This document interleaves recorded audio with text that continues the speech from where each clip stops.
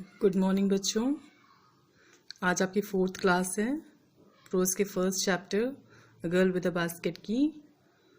अभी तक हम लोग ने पढ़ लिया था कि ऑथर विलियम सी डगलस, जिन्होंने अपनी यात्रा न्यू दिल्ली से शुरू की थी, जो इंडिया आए थे 1950 में। उन्होंने यात्रा के दौरान क्या क्या इंडिया में देखा और उसके बाद क्या हुआ, जो उनका ये क्रम जो रोज़ लोगों से बात किया करते थे वो टूट गया, किस वजह से डिस्टर्ब हुआ। उन्होंने बताया कि बहुत सारे बच्चे आके उनको घेर लिए थे और वो सब बच्चे टोकरियां बेच रहे थे। अब उसके आगे हम लोग पढ़ते हैं। The children selling baskets were sons and daughters of these refugees. They or their parents or relatives had gathered in the cities, setting up stores, manufacturing simple articles. Author बता रहे हैं वो बच्चे जिन्होंने इनको घेर लिया था चारों तरफ से, वो बच्चे जो है रिफ्यूजीज़ के बेटे और बेटियां थे। रिफ्यूजी के बारे में मैंने बताया था कि रिफ्यूजी मतलब शरणार्थी। और ये और इनके पेरेंट्स, इनके रिलेटिव्स, इनके रिश्तेदार हैड गैदर्ड इकट्ठे हुए थे शहरों में।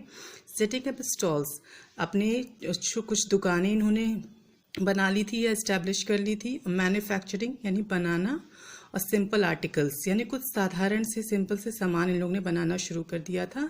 Trying to make a living in markets already overcrowded. क्या कह रहे हैं यहाँ पे कि इन्होंने सिंपल सामान बनाने की मतलब शुरू कर दिया था अपनी लिविंग के लिए, अपने सोर्स ऑफ इनकम के लिए। और ऐसी जगह जहाँ पे पहले से ही, ऐसे मार्केट में इन्होंने अपना काम शुरू किया जो पहले से ही ओवर क्राउडेड थे, यानी वहाँ पहले से ही बहुत कंपेटिटर्स थे।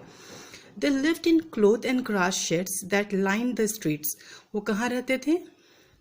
ऐसे घरों में जो वो कपड़ों के वजह से आप लोगों ने टेंट वगैरह देखा होगा उस टाइप का, और ग्रास शेड्स में यानी ऐसी झोपड़ियाँ या कुछ भी उन लोगों ने बना रखा था जिसका कि जो शेड है यानी जिसकी छाया किससे थी? घास से थी।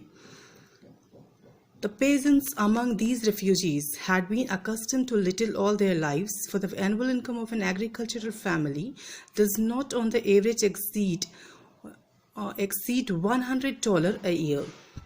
कह रहे हैं इनमें से जितने रिफ्यूजी थे उसमें से जो एग्रीकल्चरल फैमिली को बिलोंग करते थे, यानी जो कृषि का काम किया करते थे, उन लोग अकस्टम थे, यानी वो अभ्यस्त थे बहुत ही कम कमाई के, यानी उनकी कमाई बहुत ज़्यादा नहीं हुआ करती थी, तो उन लोगों की आदत थी बहुत ही कम में अपना गुजर बसर करने का। तो उनकी इनकम के बारे में बता रहे हैं कि पूरे साल में मतलब $100 से ज़्यादा नहीं हुआ करता था। The average unskilled labourer makes 30 cents a day और लेस देन $2 a week।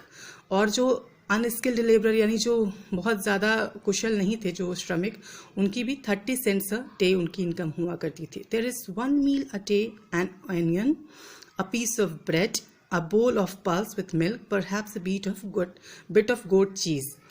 उनके एक मील में, एक भोजन में क्या हुआ करता था? एक प्याज, एक ब्रेड का पीस, उसका एक बोल यानी कटोरी ऑफ पल्स यानी दाल की एक कटोरी, और कभी कभी दूध हुआ करता था, और थोड़ा बहुत चीज़ के नाम पे गोट की चीज़ यानी बकरी के दूध की बनी हुई चीज़। No tea, no coffee, no fat, no sweets, no meet.